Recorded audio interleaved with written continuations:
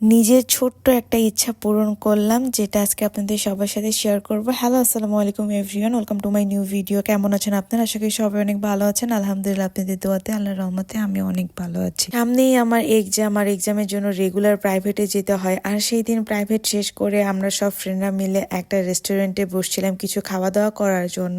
আর সকালের দিকে পড়তে আসলে আসলে বাসায় যেতে যেতে প্রায় 1টা বেজে যায়। আর সেই সময় তো সবারই অনেক ক্ষুধা লাগে। প্রায় টাইমে আমরা সবাই বাসায় যাওয়ার আগে ফুচকা, বেলপুরি, চটপটি বা হাবিজাবি কিছু না কিছু খাওয়া দাওয়া করে যাই। দেন বাসায় যাওয়ার পর লাঞ্চে আর আমরা খেতেই পারি না, কারণ আমাদের ক্ষুধা অলরেডি শেষ হয়ে যায় এসব খাবার খাওয়ার জন্য। আমাদের একটাই প্রবলেম, যে খাবারগুলো আমাদের সবচেয়ে বেশি পছন্দ, সেই খাবারগুলো খাওয়ার পর আমাদের কি রিয়াকশন হতে পারে সেটা একদমই চিন্তা করি না। আগে পেট ভরে খেয়ে নেই, দেন পরে যা ইচ্ছা তাই হোক। পছন্দের এই খাবারগুলো রেগুলার খাওয়ার জন্য প্রায় সময় না, সব সময় আমার গ্যাসের প্রবলেম থাকে, গ্যাসের ট্যাবলেট খেতে হয়। মানে সব পরিহার করতে পারলেও এই ধরনের খাবার পরিহার করতেই পারি না আমি। খাবারের দিকে আমাদের জামাই বয়ে সেম সেম খাবারগুলো অনেক বেশি ভালো লাগে। বিরিয়ানি, ফাস্টফুড, স্ট্রিট ফুডগুলো আমাদের দুইজনেরই অনেক বেশি পছন্দ। আর পছন্দের খাবারই সেদিন লাঞ্চ টাইমে আমার জন্য আর তার জন্য নিয়ে আসছিল। দেন আমরা লাঞ্চ টাইমে কাচ্চি দিয়ে লাঞ্চটা শেষ করে ফেলেছি। আর সেই দিনই বিকালবেলা আমি আমার ছোট্ট একটা ইচ্ছা পূরণ করতে গেছিলাম গোল্ডের দোকানে।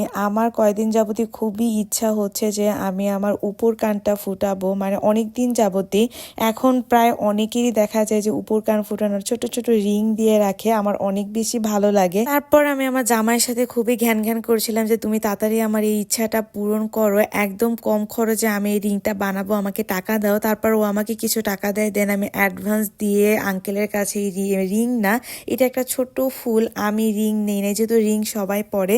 দেন তাই আমি ছোট্ট ছোট্ট 2টা ফুল বানাতে দিয়ে আসছিলাম এক আনার মধ্যে। তারপর কানের দুল নিয়ে সরাসরি চলে যাই আমি পার্লারে। আমি বলছি যেদিন আমি কানের দুল হাতে পাবো, বানানো শেষ হবে, সেই দিনই আমি পার্লার থেকে এটা পরে তারপর বাসায় যাব। তারপর এখানে বসে বসে ভাবছিলাম ভাই কান ফুটাতে গেলে কতই না ব্যথা লাগবে। মানে সাথে সাথে তো আর ব্যথা লাগে না, ব্যথা লাগে রাতে, কারণ কান অনেক ব্যথা হয়ে যায়। আমি চাইছিলাম ব্যথা লাগলে লাগবে, একেবারেই লাগবে, সাথে সাথে কান ফুটায় আমি গোল্ডের রিংটা পরে নিব। বাট এই আপুটা পরাই দেয় নাই, বলছে যে অনেক ব্যথা পাবা, তুমি 2-3 দিন পরই বাসায় যায় মানে পরে নিও। বাট আমি আর ওয়েট করি নাই, এখান থেকে ছোট্ট একটা রিং আমাকে পরাই দিছে। কিন্তু আমার এতে আরো বেশি ব্যথা করছিল, কারণ আমার কান নাক অনেক সেন্সিটিভ। আমি আগের বার যখন কান নাক ফুটাইছি, আমি 2-3 বার কান নাক ফুটাইছি। মানে আমি কানে কসমেটিকের কোনো কিছু ব্যবহার করলে আমার সেখানে পেকে যায়, তারপর সেখানে বুঝে যায়, আবার আমার ফুটাতে হয়। যার কারণে আমি তার পরের দিনই এই রিংটা পরে নিছি। আর এখানে অনেক সুন্দর লাগছিল। সবাই কমেন্ট করে জানাবেন কেমন লেগেছে আমার রিংটা। আর আশা করি ভিডিওটা সবার ভালো লেগেছে। আজকের ভিডিওটা এই পর্যন্তই। আল্লাহ হাফেজ।